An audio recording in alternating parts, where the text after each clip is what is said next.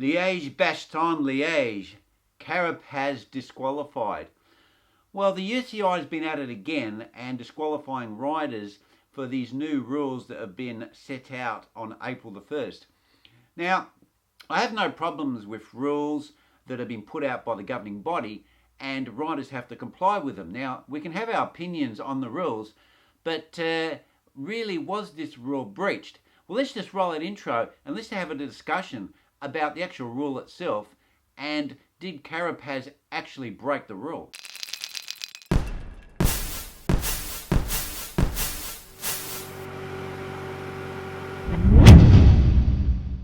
Now, in my previous day job, I've actually been involved in writing rules. They were related to safety, obviously not bicycle races, but I have a pretty good idea how rules and regulations work and acts work and regulations and guidelines and policy.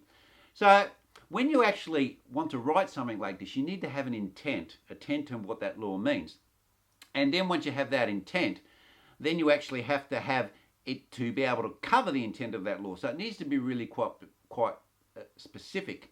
And you need to be the devil's advocate and say, okay, then how are people going to do workarounds on these rules? Because whether it be safety or whether it be bicycle racing, people like to push the limits of what these rules, acts and guidelines say.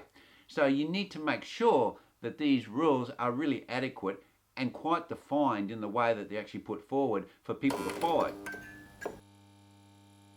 Now, when you're writing rules that people need to comply to, you need to be quite specific and you need to be the devil advocate. So you actually have to say, how can people circumnavigate this rule? How are they going to do things that you really don't want them to do, but they may actually try to do?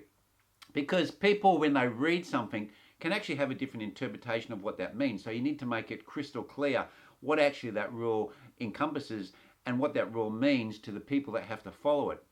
Now, in this case here, the UCI basically just said, you know, hands have to be on the handlebars, feet have to be on the pedals, and the seat needs to be on the saddle. Now, that's pretty broad, right? And in this case, I would say that Richard Carapaz actually conformed to all of those rules. So therefore, there should be some challenge to that rule and say, where do I actually breach the rule? And the UCI should have to clarify that. Or there should be some independent body that actually looks at and rules on whether the person was compliant or not. But as we've seen in the past, the UCI seems to apply these rules very candidly and applies it to some riders and not other riders. And there seems to be an inconsistency on how they apply these rules, which is actually pretty poor because it actually causes a lot of discontentment in the actual riders and also viewers as well. Go, hang on a sec, you know, what's going on here? And it's not just cycling, it could be football, it could be, you know, tennis, could be anything. So those rules need to be really understood, not just by the actual players or the riders, but also by the audience. And in many sports, there is actually a way of being able to challenge those rules. It may be after the event, or it may be actually during the event. Now let's just have a look at the law in detail. The law, as I said before, says that your seat must be on the saddle, your handlebars must be on the handlebar, and your feet must be on the pedals. Now, if we actually take this rule literally, then what actually happens is when someone's taking off a gilet and they actually have no hands on the handlebars, or when they're taking a bidon from the actual team car and they're actually placing it in their jersey pockets like this. You know, they're actually not actually meeting the specification of that rule. Or if they're climbing out of the saddle, then the actually bum is not on the saddle at all.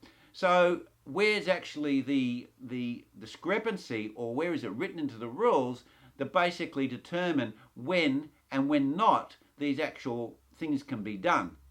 And this is where I think that the UCI, it really needs to fall on them, because if you write a rule and the rule's not clear, then it really comes back on the UCI.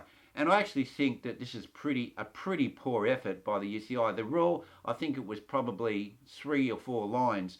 Now, I can tell you right now, when you're actually writing rules, 3 or 4 lines for a clause where it references maybe another clause of 3 or 4 lines is really inadequate.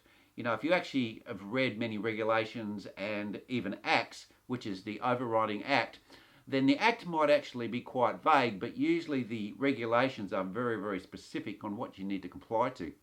So I really say, in this situation, I think that this was a misaction of applying this rule, because Richard Carapaz in no way basically breached the law. He actually had, his bum was in contact with the seat. Now, you may argue it wasn't holding his weight, but the rule doesn't say anything about it must hold your weight. He had his hands on the handlebars, he had his feet on the pedal. Now, it may look like a Supertuck, but what it appears is not what the rule says. And I think in this instance, the actual ruling was inappropriate. And people say it doesn't matter because, you know, he ended up not being at the front at the end of the race, but that's beside the point. Where he was in the race or whatever, if he's last or first, the rule should be applied consistently and evenly and as per the actual wording of the actual clause that's related to this rule. Well, anyway, guys, what do you think about this? Because I think it's pretty outrageous.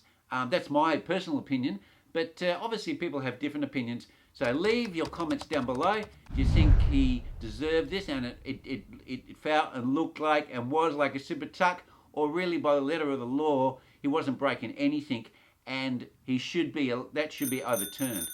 Okay guys, catch you next vid. Cheers.